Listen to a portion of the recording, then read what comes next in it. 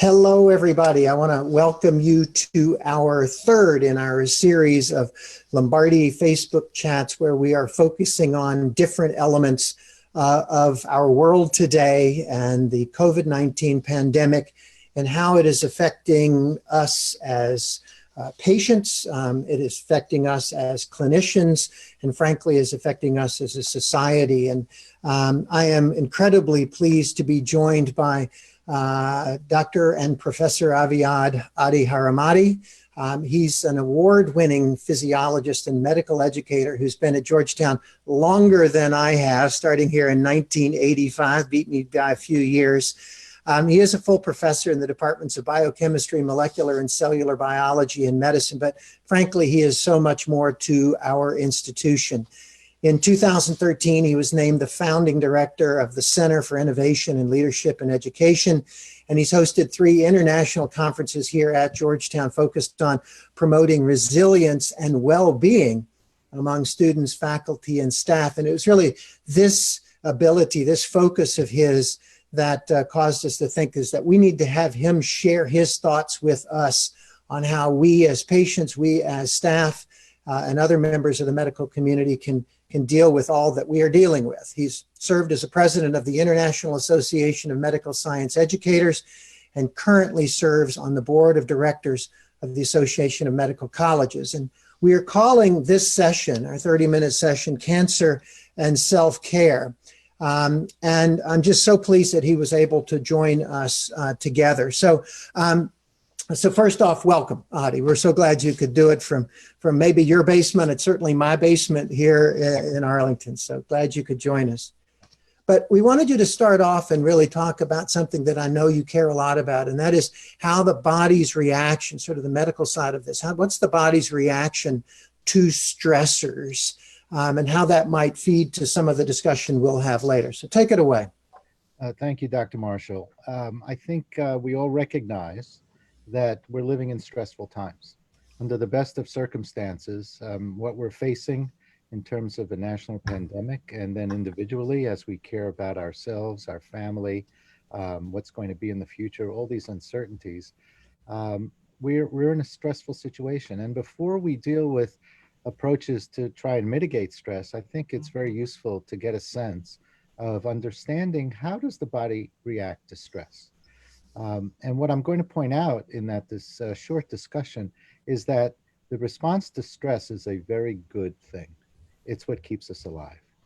So here's the interesting part. If we're dealing with emotional stress, if we're dealing with physical stress, if we're dealing with psychological stress, the body reacts similarly to those stressors. And the way it works is the first part is the brain. The brain appraises the situation. So if we're dealing with a psychological stress or a physical stress, we have an illness, we have to grapple with it, or an emotional stress. It could be a relationship is breaking apart. The brain will assess that and make a split-second decision, is this a threat to me or not? And if the decision is yes, this is a threat, then there's a cascade of events that happens. There's a part of the brain called the hypothalamus that releases a hormone instantly. And that hormone is going to affect the pituitary gland that I think everyone is aware of. And the pituitary gland, as the master gland, will then release another hormone that will travel to the adrenals and release a hormone that everybody knows about called cortisol. And cortisol is a master stress hormone, has many, many actions, but it's going to begin to participate in the stress response by releasing glucose, sugar.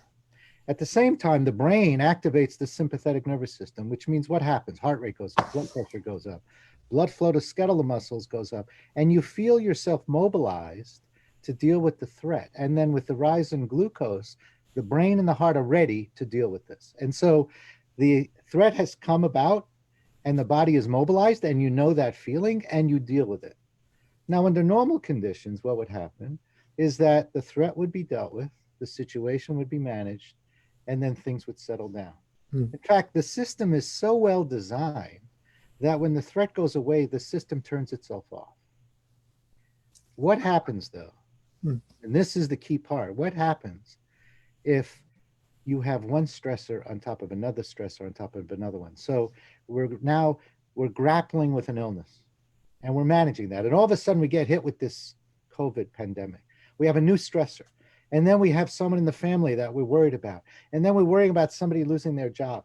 These begin to fly at us so quickly that there's no time for things to resolve. And so what happens is we end up with very high stress hormone levels. That's when we begin to get sick. And so the first thing to distinguish is an acute stress event is manageable. A chronic stress event begins to make us sick. And now we have to think about strategies to reduce our stress. I wanted to ask you that. So, there's certain people that just seem to deal with these kinds of things better, and others are very anxious. I mean, even in my own bubble, I've got certain people who are afraid to leave their house. And I've got others that are the ones who's going off to the grocery store and say, oh, this is going to be okay. I mean, are we kind of pre-wired to deal with stress in certain ways, or are we prioritize things differently? How can we explain that range of behaviors? So that's a very interesting question. And there's a psychiatrist by the name of Stephen Southwick from Yale that wrote a book called The Science of Resilience. And he studied different populations of folks to determine what is it about them that made some people seem to be more resilient than others. And he studied, for example, individuals that were POW, prisoner of war prisoners during the Vietnam War that survived and came back, and wondered, what is it about them? And he was convinced that there's something unique about individuals that makes them more resilient than others. Now, his conclusion was, I'll skip ahead to the end and the punchline. His conclusion was no. What was consistent was certain people use certain strategies, and those strategies are what make them more resilient. But anybody can learn to be resilient. Anybody can learn to be more resilient. This is really the fascinating part. So when you just gave me those two examples, somebody is afraid to stay home and surrounds himself and is very anxious, and another person is just marching ahead.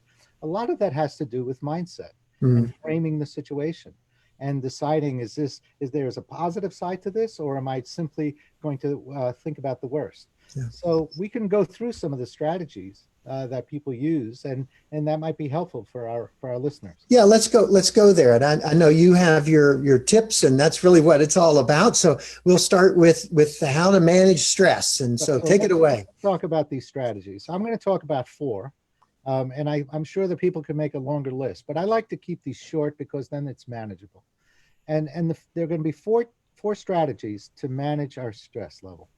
And I'm going to list them in the order that I believe they're priorities. The first is, believe it or not, the importance of sleep. And it's not just the amount of sleep, it's also the quality of sleep. What happens during sleep is our body renews itself and actually boosts the immune system to deal with infections and to deal with a variety of challenges. And so we need good sleep, and we need good sleep hygiene. How do we do that? Well, the first thing is we have to set aside time. And the second is we have to begin to disengage from all our inputs that come at us, which means putting away the phone and beginning to ease off all the stimulation that we have to begin to get into that mode. So stress is my number 1. My number 2, if we go to the next slide, is something that I believe you addressed in a previous session, which is eating an important, nutritious, balanced meal. So many of us are now home and we have an opportunity to cook. I've started picking up cooking, much to my wife's chagrin in some cases. She's starting to put on weight, which is great. But the fact is that eating healthy, nutritious meals, we're eating out less. And yes, we do worry about our restaurants, but we have an opportunity now to eat balanced meals, to eat plant-forward meals, to eat meals that are less in saturated fat and more in plants, and that will help us. The third stress management tool is exercise. And this is a beautiful graphic. You have lots of ways to exercise. The thing that we know about exercise is that it's not so much the intensity of the exercise, but it's the lack of sitting around. In other words, we have to get up and move, and that works. So we're not able to go to the gym now, but we are able to walk.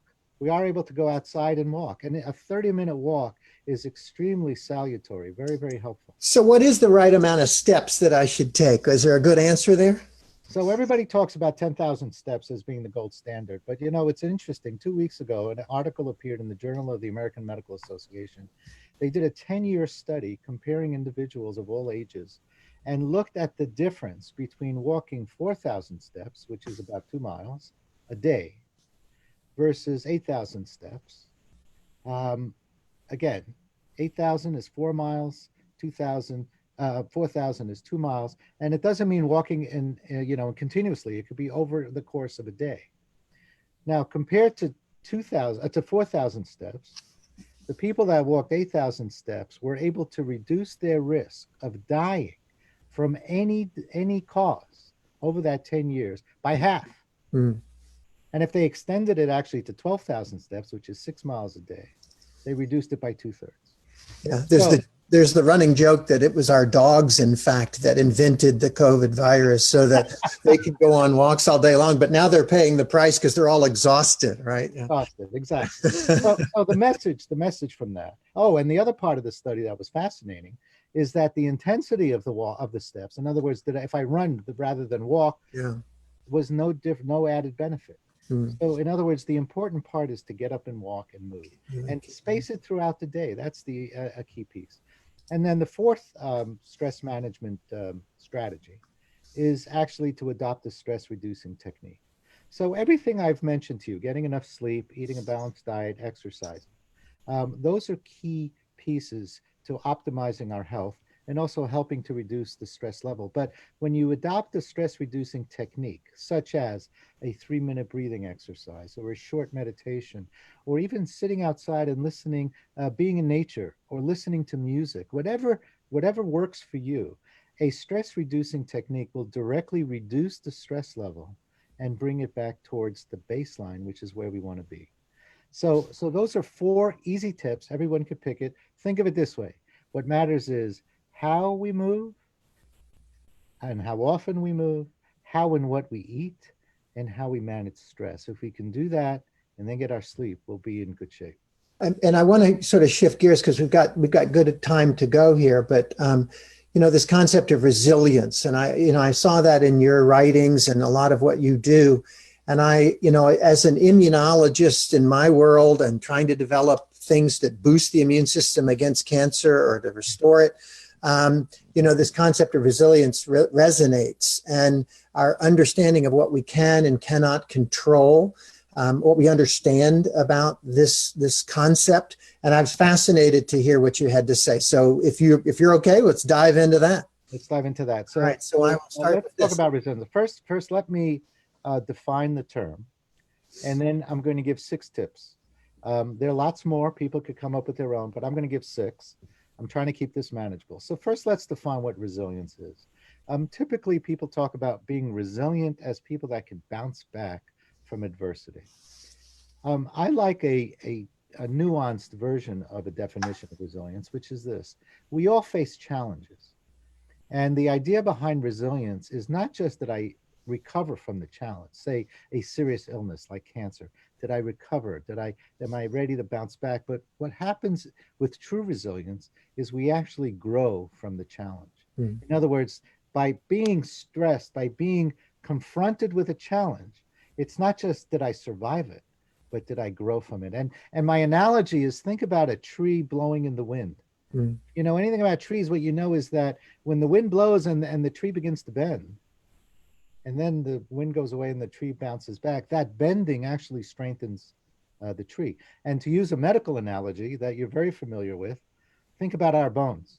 Our bones actually, when they're stressed, when we lift weights, we stress our bones, and that pressure, that challenge actually strengthens the bone. We know the mechanism. So think of resilience as growing from a challenge. Mm. Now, here we are in a time of really unprecedented crisis. We're home. Many of us are not working. We're working from home. We're trying to manage all this. How do we actually move forward and optimize our resilience? So here are my 6 tips. The first one is to manage expectations. And I love the graphic that you're showing here about managing expectations. We're home and we think, oh, now that I don't have my commute, or now that I have this time, I'm going to be super productive. And I want my people to be super productive, and my students should be super productive. Well, what I want to point out is that the emotional toll that the crisis is taking is serious. Hmm. and that it impacts on us. And what we need to do is manage our expectations, because what happens is if we don't manage it, then when we don't meet the goals that we set that were unrealistic, we begin to get hard on ourselves. That's not going to be helpful. And so I start with managing expectations to say, recognize the situation you're in and be realistic. The second is optimism, and I love this graphic as well. Optimism. Now, optimism, I don't mean to say to be divorced of any sort of reality. In other words, not to be optimistic in a Pollyannish way, but rather to foster positive attitudes. Now, Steve Southwick, in his book, The Science of Resilience, pointed out that a positive attitude was actually one of the key ways in which POWs survived. Even though they were locked up and had no idea if they get out, they maintain optimism. So how do you do that? Well, the way you maintain optimism is that you look at your situation and you say, yes, it's very serious, but you know what? Every single day, I know that there's at least one thing that gave me joy. And I ask my students, I ask my colleagues to jot down one thing each day that gave you joy. It could be a recipe you made, it could be a connection you had with a patient, it could be a new idea that you developed, it could be an exercise routine that you just accomplished. Right? Jot that down. Now, at the end of a week, you'll have 7 things. And when the group gathers, the class gathers, the people gather, the family gathers, just share one of those 7. And what happens when you begin to notice things that give you joy, even in times of crisis, that provides a balance. That sense of gratitude is actually healing. So that's what I mean by optimism. That's great. Let's go to the third one. The third one is a routine, establishing a routine. We're in an unprecedented time where we're sitting at home, and our space, is it workspace? Is it private space? Is it home space? And our time, is this the time that I'm at work? Well, it's 6 o'clock. Do I shut down my computer? I have more things to do, but I have my family here. Do I feel guilty? Hmm. So the question is this: how do we manage this blurring of work and non-work, of personal and professional? And the answer is to create a routine. Now, one of the things about being at home is that we don't need a 9 to 5 schedule. What we can do is intersperse our days. And so, what I do, for example, instead of working out at the end of the day, is I try to do it in the middle of the day. Is instead of my 12 to 1 lunch, what I'm going to do is a 12 to 1 power walk. And then I'll come back and I feel totally refreshed. It's in the middle of the day. I know I got it done. It's not towards the end. So, establish a routine that works for you. Number 4, I say be compassionate with yourself and with others. What is that about? Here's what it's about. When we're stressed, we tend to snap, we tend to be short. And who are we going to be short with? Well, guess where we are? We're home with our loved ones, and they're the ones that are going to get the brunt of this. And so just recognize that, yes, when we are short, recognize when you do snap, when you are impatient, and just be easy on yourself. Not, oh, I shouldn't do that and I'm a terrible person, but rather just say, yes, I recognize, I know where I'm facing, everybody's facing it. Let's just take it down a notch. And so be kind, be compassionate. And if you're an individual that feels, you know what, you are alone and you need help, don't be afraid to reach out to a neighbor, to a family member, to a colleague, and say, you know what, I wouldn't mind, I'd appreciate a 15-minute call, or let's talk and let me share something with you. And if somebody reaches out to you, certainly reach out back and help them. So this is a time to be super kind. Maybe I could ask you about being compassionate to yourself. I think, it's easier for us to understand being that to someone else, but what do you mean by that? How do I do that? Well, you know, physicians particularly are terrible at this. Hmm. So let me share this with our colleagues, but I would say that everyone can benefit from this.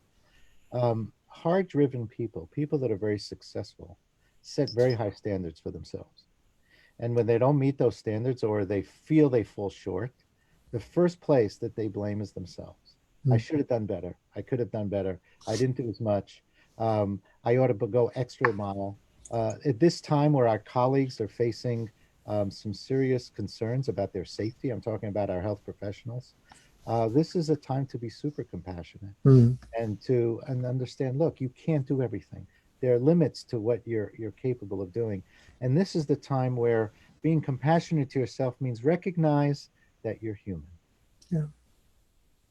It's a very interesting setting that we're in right now. We can maybe talk about in the Q&A, but we're asking our healthcare providers to do things that on one end they sort of signed up for as part of their oath that they took, but it's not like they joined the military. They had joined this group that was promised they would help others, but now it's helping others with risk to themselves. And so that uneasiness is something that we're all struggling with, and maybe we can talk a bit about that as we go on. But let's get to your number 5. I got 2 more. Let's go 2 more, and then we'll open it up. So my 5th tip is the importance of maintaining connections and relationships. And as the graphic shows, we are physically isolated right now, and there's good reason for doing that. But that doesn't mean that we need to be socially isolated. There's room for connections. And in fact, this platform that we're using to stay connected, to give information to our patients and to the broader audience, what we're doing in our medical school classrooms, everything is virtual. So we're using platforms to connect people and to engage. We need to actually build on that. I'll give you an example. My family is spread out over the United States. My 90-year-old mother now lives with us. One of the things that we've begun to do every Friday before sundown, as we celebrate the Sabbath in our family, is that we all get on Zoom. My brothers, the grandchildren, the great-grandchildren, my mother gets to see them all. We never did that. We always had 1 or 2 calls, but now it's visual. And in fact, the family has gotten even closer during this time. So for the last 3 weeks, we've had these, what we call the 6 p.m. pre-Shabbat happy hour for the Haramati family. Yeah. And I have to tell you, I think this is going to become a tradition. I think this is so important. I mean, we've slowed down enough. Our world is confined enough that now these new priorities come out. And if you don't embrace this, right, it's an opportunity lost on the other side. Is that, so I couldn't agree more. What a great point. And the last one. And the last one. We are facing uncertainty. In reality, we don't know what's going to happen in the next 2 hours, in the next 2 days, much less the next 2 weeks or the next 2 months. We have no idea when things are going to be returned to, quote, normal. We don't know. So what's behind us, what's past is past. We can't do anything about it. And the future is uncertain. So how do we manage that uncertainty and the anxiety that's generated by all this uncertainty? And the answer is by focusing on what we know for sure. And what we know for sure is what is happening right now in the present moment. And so what does it mean to be present? It means to enjoy and embrace what you're doing at this exact moment. Mm-hmm. Now, how do you do that? This is the essence of mindfulness. How do you do that?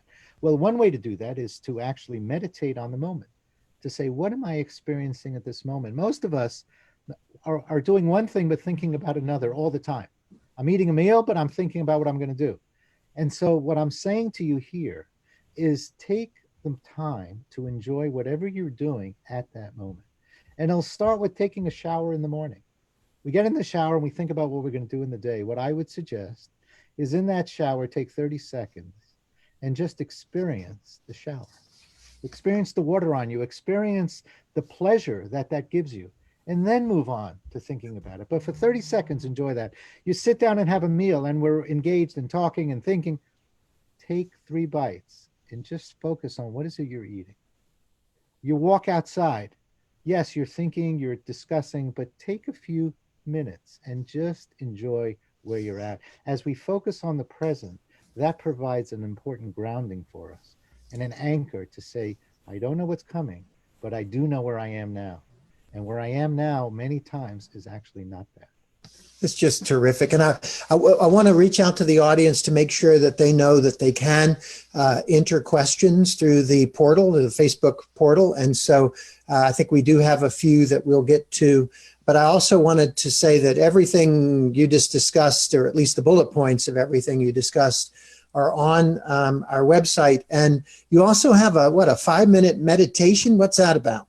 So I run I lead with my partner, Nancy Harrisduck at Georgetown, who directs the Mind Body program. The two of us lead a course for our medical students and our faculty on mind body medicine. And so we decided that we would put together a series of meditations. I recorded a 5-minute with music for someone who's either very experienced or maybe never tried it at all, Mhm. go to the website. You'll click on the audio. It's only 5 minutes. See what it does for you. It No, will talk you through it, and maybe you'll find it to be relaxing and helpful. I'm doing it tonight, late this afternoon. It'll be my Got it. pre-happy hour. Let me know how it goes. Yeah, I will. I definitely will. So I know there are questions out there, but I wanted to kind of come back to one of the early points you made, in specific to, say, cancer patients or patients already facing a quite serious set of, disease and situation. And then you pile this on top of it. And, they've already sort of built some of their resilience mechanisms, maybe based on advice that we've given. Do you see that as sort of an extra special issue for them, and how we as healthcare providers might help with that process? Just some reflections on that. So I would say that cancer patients are individuals that facing serious illness, but each in his or her own way is finding ways to deal with it and to manage and to deal with the stressors. Hmm. I would say that there's an enhanced level of stress, which means that they need an enhanced level of de-stress. And so, particularly for cancer patients, and there are a number of videos that are out there to help cancer patients, I think that adding a 5-minute meditation, adding that extra step of recognizing that their levels are probably a little higher because they're Yeah. managing their disease, they're managing the stressors to bring themselves back to baseline. Let me say a word about why this return to baseline is so important. Imagine that I ask someone to run up 3 flights of stairs, and they, fit person runs up 3 flights of stairs, no problem. But now run up 3 flights of stairs carrying 30-pound weights. Yeah. Or now run up 3 flights of stairs when you haven't slept the night before. It becomes very difficult. That's the challenge. When your stress levels are high, you're not adequately prepared to deal with the next one that's coming, which is why we have to continuously rebalance ourselves. Think of it as a computer reboot. We reset ourselves, ready for the next day's challenge. Yeah, that's great. One of the questions just came in is about, a lot of our patients are having their normal routine, whether it's treatment or follow-up, disrupted because we are frankly making decisions with them about, well, we can just do this visit by Zoom, or we can skip your CAT scan or your blood tests, or we can even skip a treatment to try and keep you out of the hospital and avoiding exposures. And it's interesting to watch because some patients are like, oh, this is great. I didn't really want to do that anyway. And others are like, if I don't follow my, rules just precisely, my outcomes may be different. And so we're having to think on the fly and make individual decisions about this. And it adds stress to us as providers, and it adds stress to the patient. And just some, again, it's back to the same point, but any particular tips to our patient who texted in about, this added anxiety around this? Well, you raised a very important point, which is we're disrupting our routines, and we have to make serious decisions. And I think that our healthcare teams are very astute at really balancing risk and reward. Mm. So in a normal circumstance, sure, coming in for a test or coming in for a particular procedure might be indicated if it's the right time. But when we live in times like this where there's added risk, we have to balance the two. And so what I would urge our patient population is listen to your healthcare provider. They have your best interests at heart, and they're balancing risk and benefit to really optimize what would be best for your health. We had a session on this early on, and one of our first ones of the series, and I was basically making the point that we particularly in the United States, may actually are a little bit overkill on how often we see patients and all the testing that we do. And so in many ways, what we're recommending is kind of back to the median. So we're actually on pretty safe ground most of the time, just to reassure patients. And rarely are we having to make those very difficult decisions of delaying a surgery or something big. the minor adjustments we're making, we think have a relatively small impact. One of the viewers wrote in about, as a cancer patient specifically, their diet and exercise abilities are kind of off anyway. They don't want to eat right, or they don't have good appetites, and then they can't get up and around. Are there either other strategies on your list or that you didn't mention, or other things that might help with that? When appetite is not optimal, it becomes difficult. And so a lot of this has to do with finding foods that you like, that work for you. I'm a big believer in plan-forward eating. I didn't say plant only, but plan forward, reducing foods that are inflammatory in nature. And then when it comes to exercise, here's the thing about exercising. If we're talking about moving, walking to the corner, walking around the block, I have to say this. Before we start, we dread it. But when we come back, has anyone ever said, I shouldn't have done that? Yeah. Never. So just go for it. Even if it's just walking around the block, go for it. Well, we also don't want people to feel guilty if they can't meet all of the, they're trying, and it's guidelines, but don't add to your stress because you're having trouble with one on the list. I say to folks, start with picking 2 out of 4. Yeah, there you go. And then work your way up. So we're actually really at the bottom of the hour, so we need to wrap things up. But one of the questions was, so what are you and I, optimistic about when everything is going on as it is? So I'll let you go first.